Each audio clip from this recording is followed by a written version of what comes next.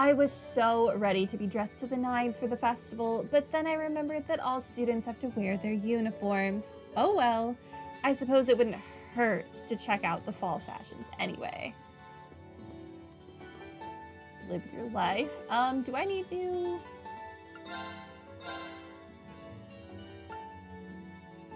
Okay, right now I have 614, 490. Okay, there's nothing better for Reen. Leaf sandals. Emergency band. Oh, energy. Energy bandana, not emergency bandana. I wish it was an emergency bandana though. Would have been better. Okay, there's a strong possibility we use the bonding point for Milliam, but I didn't even check to see who else our options were, other than Elisa. My K sensors are tingling. Is he bugging poor Rawson again? Yes. He always gets carried away because she's such a sweet person. Well, my sensors aren't always right. Nothing in here. Do you have anything I care about? One of the classes has got some Garthen thing in the works. They asked me for some crazy elaborate stuff too. Guess you kids are all thinking big for this year's festival. Or in our case, not thinking at all. Oh, right. I needed to buy some, was it assorted grains? Give me 10 of those. Yeah, whatever. Is there anything else I'm low on? I need 5 tomatoes. I'm low on potatoes. I'll take 5 of those. Okay, everything else is fine. Goodbye, sir. Spoken to you, spoke to you.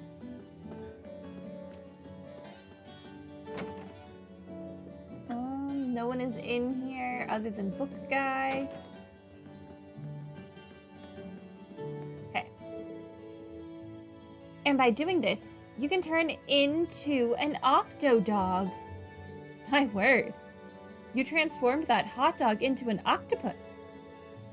I didn't know you were capable of such miracles, Monica. Well, I don't know if I'd go that far. But how about I teach you how to make them? Then you can be a miracle worker too. You mean it? Thank you so much. Huh, I never expected Lara would be the cooking type. I guess she has a feminine side after all. Wow. Wow. Sexist. Lara's gotten hooked on cooking lately. It's nice to be able to teach her something after being her pupil for so long.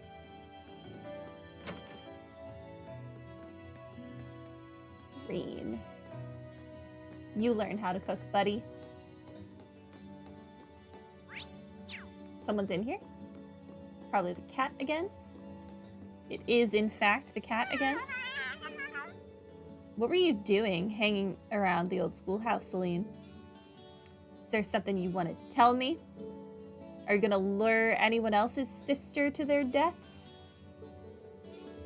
Oh, yeah. I guess that's about as much as a cat can tell me.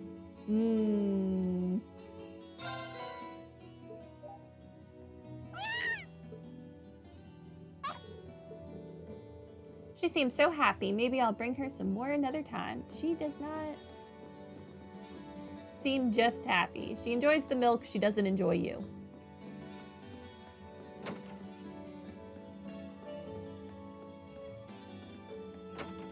I never did, talk to her after the last time. Well, hey, it's been a while. It's just about time for your Academy Festival, isn't it? Sounds like it'll be a riot. Maybe I'll manage to find the time to pop by at some point. It'd be great to see you there, but don't overwork yourself just to go. Aww, now that hits the spot. A younger boy caring for you really is refreshing. She's definitely an odd one. Thanks for meeting me at the station, Michael. You're such a sweetheart. Not the time, Misty. We've got a big issue to deal with. The only thing that can get us past the censorship business is your popularity.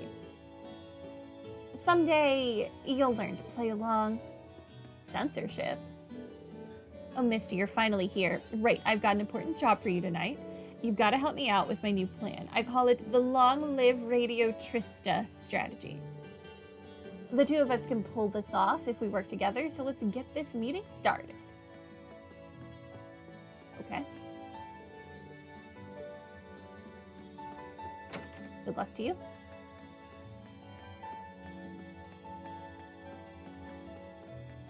Can I... Going into the building will not progress the time yet because I haven't done the main mission with Toa yet. Keep those beers coming. Looks like she's pretty wasted. I should just let her sleep it off. She's had a rough day. I'm done. Hit my limit. There needs to be more booze in this glass.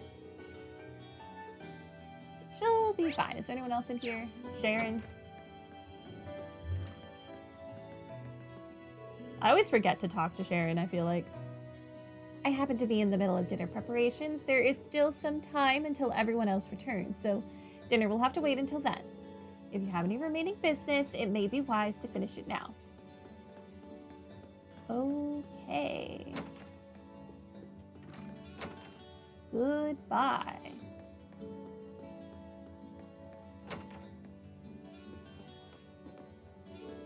Oh, Hannah, my beautiful bride. After seemingly endless days and nights of longing, I have finally returned to your side. Oh, Harrison, dear husband, I never gave up hope that you would return. No words now, just your sweet embrace. There are no words. Live your lives. Oh, my, I'm sorry. I got caught up in Harrison's silly acts. It's so embarrassing when your neighbor sees everything.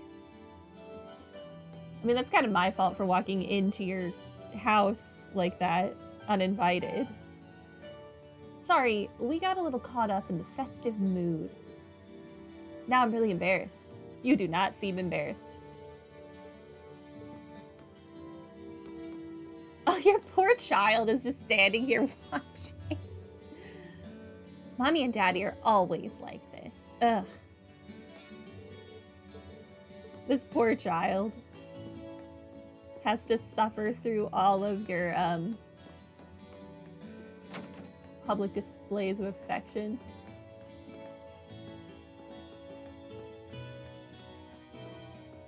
Is there anyone in the pawn shop?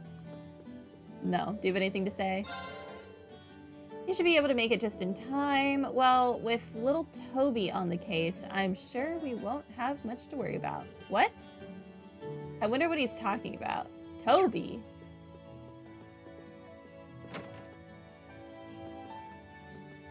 What the heck are you talking about? Who is Toby? I think the only people we have left to speak to are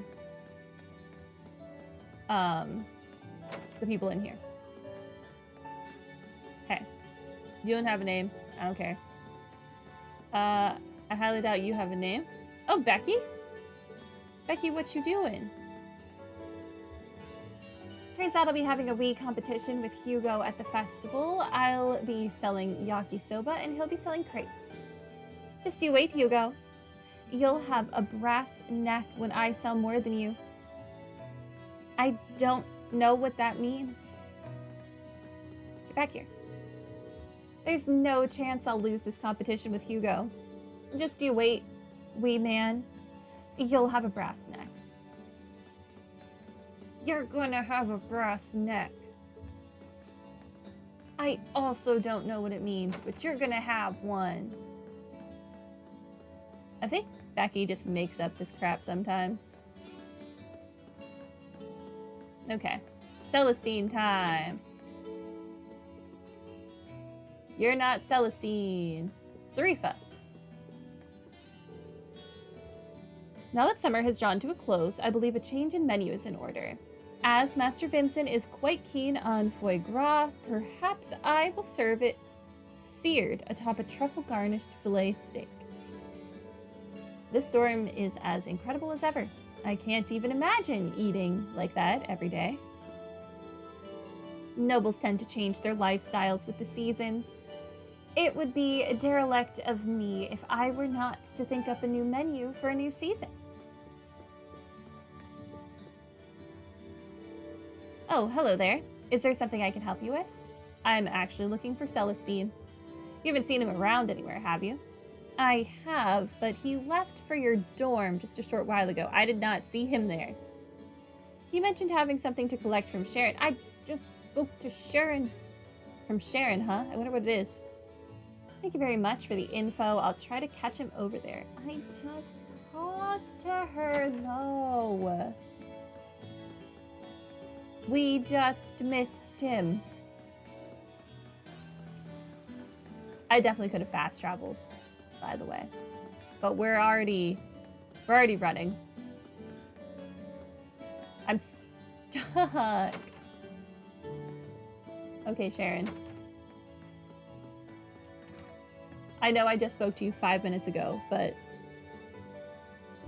Oh, hello, Masterine. Is there something you need from me? Again? I'm actually searching for Celestin right now. Have you seen him? I heard that he was headed over here. Indeed, you missed him by a matter of moments. As it happens, I'd made too much for dinner this evening, so I decided to offer him what we wouldn't be able to eat, which he said he would gladly take off our hands. So he was here to collect it. I see. Maids and butlers have their own economy here, don't they? Does that mean he headed back to the upper class dorm then? Not necessarily. There was something about his demeanor today that seemed quite different than usual. He was considering a brief stop at Kirsch's on his way back to unwind a little. Although I can't say for sure that he's headed there. Kirsch's, was it? Well, that's my next stop at least. Thank you, Sharon. You're very welcome. Okay. This way? If I can make it around the table.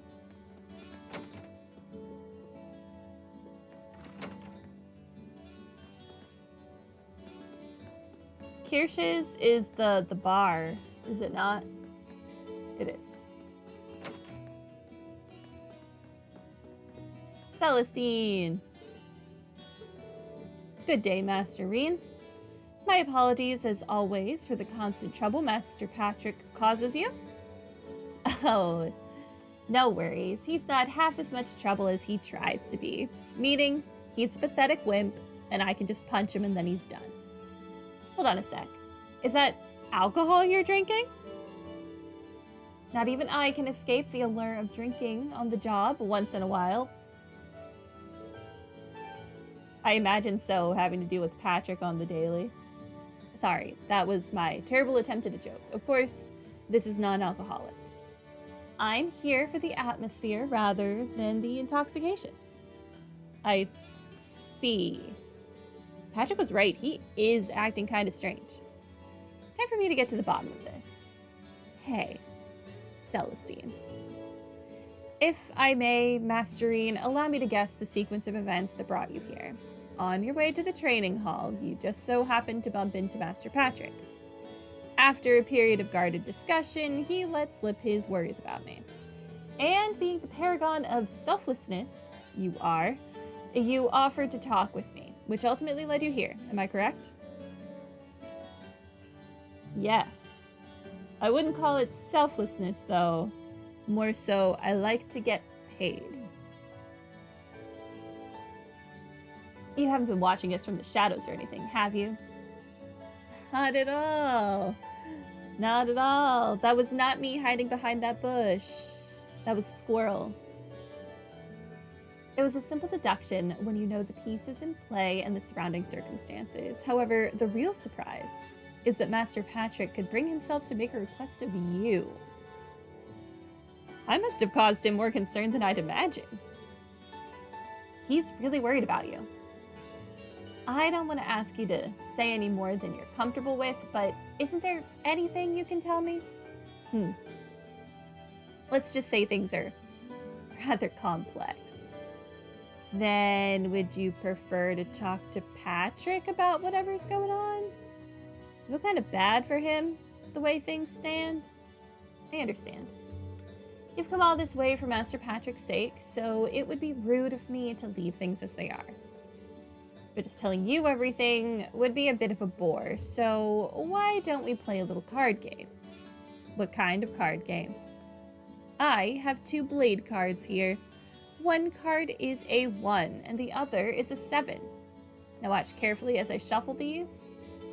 Correctly guess which one is the 7, and you win. Do that, and I'll tell you everything you wish to know. Well, if you don't mind me getting one question in now, is there a point to all of this? I admit that it's kind of an unusual requirement, but this is a deeply personal matter, so I'm a little hesitant to discuss it. Then just don't. In other words, I'd rather put myself into a situation in which I don't have the choice not to. Okay, I guess that makes sense. Well then, I accept your challenge. Also, the music has disappeared. Thank you. I want the 7.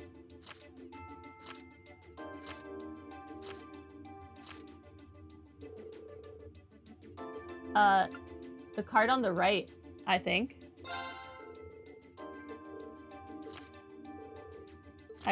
Yeah.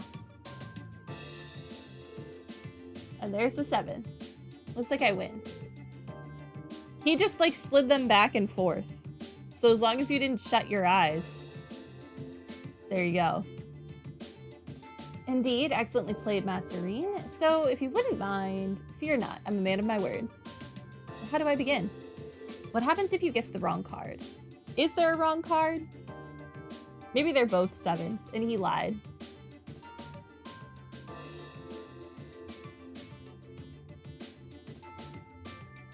Yes, I know we saw the other card, but he could have performed a sleight of hand. No, I skipped the text. In fact, I'm expected to return to St. Arc as early as next week. Are you serious? Gravely. Personally, I'd much rather stay by Master Patrick's side. However, I've been told that things are getting hectic over there. I see. I'm surprised to hear that the Marquise would ask for Celestin specifically. He may be even more talented than we think he is. Moreover, Marquise High Arms is an incredibly good-hearted man. And yet he raised Patrick? Baffling. It's entirely possible that he will allow me to continue to do as I wish, so long as I carry out the duties he asks of me. So I've been trying to find a way to remain in Trista, no matter how much additional work I must do. That's what's had me so occupied of late, and that, embarrassingly enough, has been the root of my odd behavior. That'd do it. But do you mind if I ask why you want to stay by Patrick's side that much, though? Perhaps it does seem a bit strange from your perspective. Maybe he just is there for the drama, like Saritha. Saritha gets paid to attend to Vincent and Ferris, and they are an entertaining duo. Maybe Celestine enjoys all the chaos and drama that Patrick causes. I'm afraid we don't have time for the full story, but I will say this. Master Patrick was the one to treat me not as a servant, but as an equal. And yet he's all about down with the commoners. He gave me a place in the world that others couldn't, and for that, I would do anything for him. I never knew. So this is what Patrick meant when he said they're more than just master and servant. That said, I feel terrible that my attempts to remain by his side have caused him so much concern. But telling you all of this has made up my mind. How so? I've decided I'm going to tell his lordship exactly how I feel. Should that fail, I will simply have to think of something else, but I will stay with Master Patrick. But it was speaking to you that allowed me to reach that conclusion. If bouncing your thoughts off of me helped, then I'm glad I was there. Well then, I shouldn't waste another minute here if I want to settle all this. Allow me to take my leave, Master Rain. Good luck. I hope it works out for you. Also, could I ask you to explain my behavior to Master Patrick? I have some explaining of my own to do later, of course, but I would like it if you could at least share the basic details and my feelings on the matter with him. Of course, you can count on me. All right, time to report to Patrick.